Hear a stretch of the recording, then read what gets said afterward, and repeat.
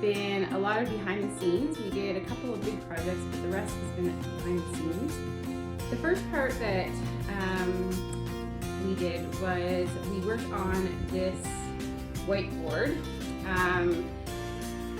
Some of you may have known that Jeff's been diagnosed with bladder cancer, so he has started his chemotherapy and is coming to the farm. And he's resting and recovering between his chemotherapy sessions. So it's kind of fall on Ross and I, all the farm stuff. And I don't have the mental capacity to keep up on what's going on around here and what little jobs have been done and aren't done and what comes next on a daily basis. I can't even take care of myself when it comes to the farm. I come at home, I'm like, oh, I got to, when I go to the farm, I'll do this, and this. And then I get here and I go, oh, I don't know what I'm supposed to do. I can think of one thing and I'm pretty sure that's fine. So I decided that we would try this whiteboard. I'm not sure if it's gonna work, but at least we'll attempt it. So it has all our jobs that kind of are new and coming up within every aspect of the farm. So I broke it up into what's happening on the inside of the house, the outside of the house, what's happening on the farm, anything else, which usually has to do with what errands or anything we need to buy. And then Ross and I went over our feeding schedule, what we both do morning and afternoon, so that we're both doing the same thing, but also that if we need anyone to help us, hopefully it's clear enough that someone could follow and help. And then the last section was just the weekly feeding schedule, who's doing what, because with homeschooling and my job, I can't be here every morning and afternoon for feedings, and Ross has volunteered to help do that, and he has been helping significantly since we've had the animals, so we're very blessed that Ross is helping us. So the idea is that we can come, if we can look and see what has been done or what hasn't been done, what needs to be done. If Ross is out and he sees something that needs to be done and he doesn't have an opportunity to do it right then, we can put it on the whiteboard and maybe I can do it when I come the next time. That's the idea. We'll see if it works and if we keep it updated. So that was the first thing that we did this week. The next part we did this week was I really started crunching numbers to try and figure out what we're going to do on the second floor in terms of drywalling and studding. We have been, for the last 3 years, back and forth on what the decision is going to be. Our biggest issue is making sure that the brick obviously doesn't dry out and crumble. There's no framing in this house, it's all built on brick, and so there's 4 or 5 layers of brick in the bottom, and then it goes up to 3 or 4 layers, all the way up to about 2 layers around the attic. And the way this house works is it has to breathe those bricks, so if it gets moisture on the inside, the air from the outside has to dry it out. So we can't seal it necessarily where we would do a vapor barrier and insulation and not have the air flowing through those bricks. The idea is then they would crumble. We do have lime mortar, which is the part that's supposed to crumble and that you go and fix over the years, and not the actual brick. And these are clay bricks that were made on the property.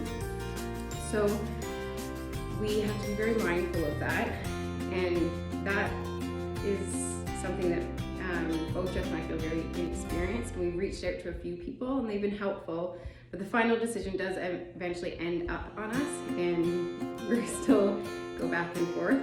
And we haven't been talking. The other thing about, obviously, is time and money. That's a big thing that we have to consider when we're gonna do the drywalling and the studding. So the 3 kind of options that we have been playing with is leave everything as it is, and we just take,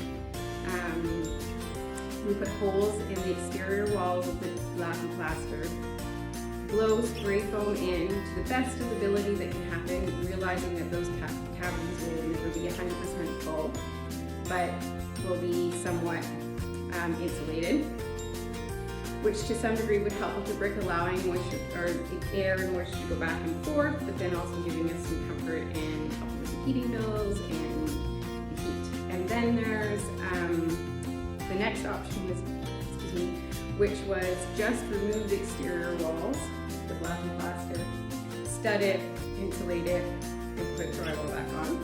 And the third option is got all the lath and plaster on this floor, and then insulate the exterior walls and drywall the rest. There are pluses and minuses to all of them, but the biggest thing that I felt like was kind of holding us back, two things, is money and time. And then Jeff has a very passionate feeling about keeping the trim on this house. He does not want to have to replace it, and he wants to keep it original. And both of us love the character of the trim. He's very passionate about the fact that it's the original trim and that he wants to keep the original trim. And when you start taking off the trim because it's so old, there's a high probability that it will crack and that we may or may not be able to fix it so that it still looks decent. And that really stops him from wanting to pull everything off.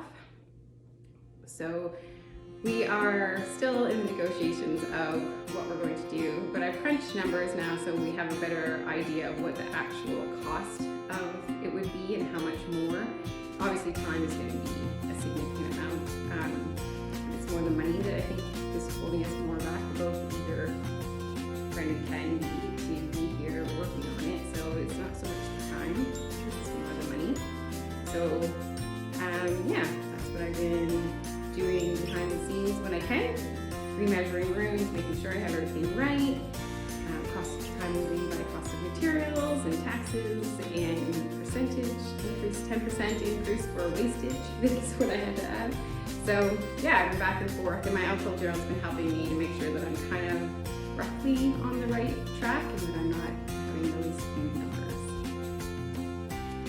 A very exciting thing that happened on Saturday was Ryan came back and he helped stud the walls around the stairs, and we were able to, as you can see, cut the lath and plaster and the drywall matches, so they're all three away, and all we now need to do is cut those joists so the stairs are then done. And what this room needs now is the studding on the exterior walls so that we would be able to insulate and do the electrical, like where the wiring's going to be. And that would be a great thing to do next. So I'm so thankful. 2 Saturdays in a row Ryan's given up to help us because Jeff's at home, but do the studding. I have to say I didn't do as much as I did the previous week. I think I swept a lot, held some boards. I think I put 2 screws in. Ryan was all over it, and I think he did a fantastic job, and so that's really exciting. And yeah, so that was really another good chunk of moving forward. In terms of the farm this week, basically all we did was feed the animals. We did get a snowstorm, 2 in a row actually, on Monday and Tuesday, which the kids loved, and we've been doing lots of sledding, but also trying to get the water heated for the 2 different pig pens and the chicken pen, or chicken coop. So I went to our local feed store and I've got 2 more waterers with heaters in them, so one for the chickens and then another one for the pigs. This is the one that we're planning on using for the pigs, and it has the heating cord. So Ross has already installed the 1 bucket we had from last year and hooked it up so they have water in that, and we just have to install this one and hook up the chicken one. The chicken one's in there, but it's not plugged in.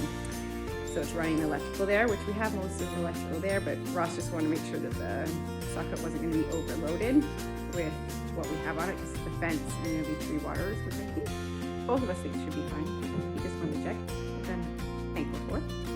And we bedded down the chickens with some dry shavings. We had wood chips in there, but they were wet when they kind of went in there, and then we got rain right after and some snow, and we got the tarp up, but they never really dried out.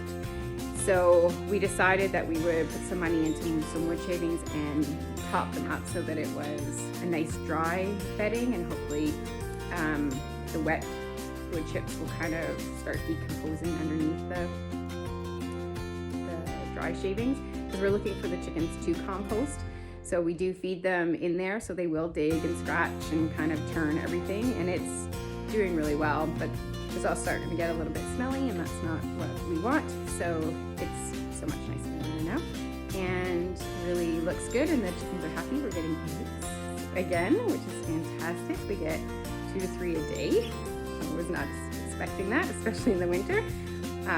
So yeah, so that's what's kind of happened out with the animals, and I think that's all for this week. So I hope you've all had a very good week, and that if you were in the snowstorm, that you got some fun out of it like we did with sledding, and we will see you next week.